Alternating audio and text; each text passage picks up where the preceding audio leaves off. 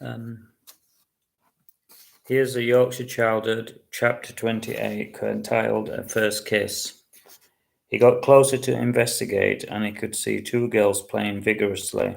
He sat down and watched them. They were about 2 years older than him, and were running about madly, hitting the ball violently, and their ponytails were bobbing about with every shot.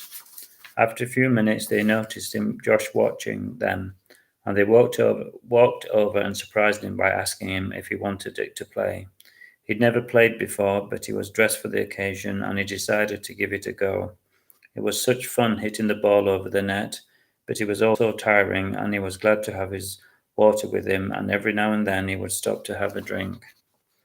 He wasn't sure of the rules, so he just kept hitting the ball as hard as he could and hoping for the best. Josh realized that they had some aptitude for the game, and pretty soon they were building up rallies, and finally the game ended as they were all worn out. That was great fun, said one of the girls, laughing, and she shook his hand.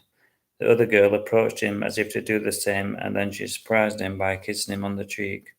It was his first kiss, and he left them with a wave and with his heart fluttering like a butterfly, and he didn't even know their names.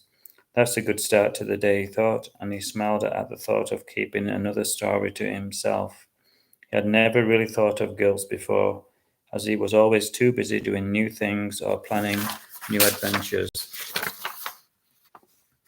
His white t-shirt was drenched in sweat, but it didn't take long for it to dry in the baking heat.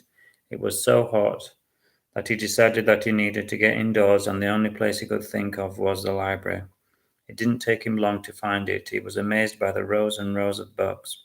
It was difficult to know which one to pick first. He decided on a picture book of the planets, as he was too tired to read many words, so he just studied the pictures and let his imagination take flight.